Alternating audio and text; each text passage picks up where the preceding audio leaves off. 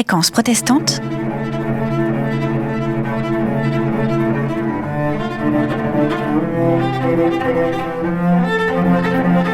Le souffle du diable et le soupir de Dieu.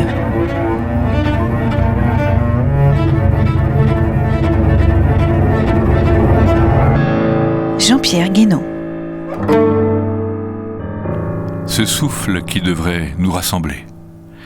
Bien avant de s'être attaqué à nos poumons et à notre système respiratoire, le coronavirus, l'oursin vorace pour reprendre son anagramme, s'était attaqué à notre capacité de souffle. Il avait sévi auprès de ceux qui devraient avoir la vocation du souffle. Je ne parle pas ici des sportifs de compétition, mais des leaders, qu'ils soient civils, militaires, spirituels ou politiques, de ceux qui nous aident à respirer, à nous projeter au quotidien, de ceux qui nourrissent nos rêves, nos désirs d'un monde meilleur, toujours plus libre et toujours plus fraternel. Marek Elter publiera en mars 2021 Un monde sans prophète. Le prophète, étymologiquement, c'est l'homme qui crie, le lanceur d'alerte, et qui assène leur vérité au peuple comme à leur monarque. Le cri procède du souffle, comme le chant, comme le rire, comme le soupir, comme les sanglots. Si nous ne voulons pas mourir essoufflés, nous devons retrouver le souffle, celui de crier, celui de chanter, celui de rire, celui de pleurer et de soupirer. Le souffle de la résistance et de l'indignation, le souffle de l'action. Trop souvent, certains mauvais princes de l'histoire ont incarné le souffle du diable, le souffle de la haine, le souffle du désespoir et de l'exclusion. D'autres plus rares ont su nous insuffler l'espoir et l'esprit d'humanité. Il est deux chants qui ont toujours su combiner l'art du souffle et celui du soupir, le chant de nos mères et celui de la prière.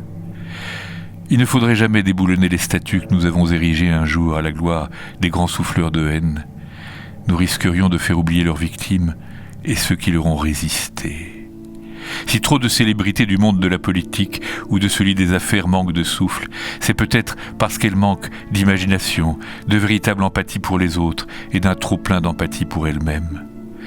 Leurs oreillers cachent trop souvent un compteur de chiffres d'affaires ou de score électoral. Ils sont fascinés par les tableurs et par les chiffres qui nous divisent alors même qu'ils devraient l'être par les liens susceptibles de nous rassembler. Leur parachute doré transforme leur chute en ascension. Ils nous coupent le souffle. Il faut que tu respires. Et ça, c'est rien de le dire, chantait Mickey 3D dans sa chanson Respire.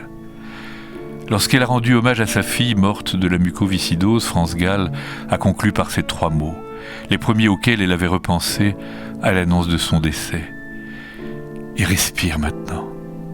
La chanson Résiste de Michel Berger pourrait avoir une suite. Le mot respire pourrait y succéder au mot résiste.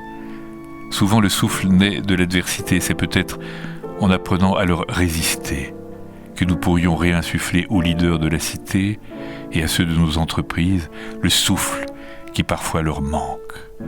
Si nous sommes nés du souffle de Dieu, ne mourrons pas de celui du diable et restons vigilants aux soupirs de ceux qui ont assez d'énergie pour crier.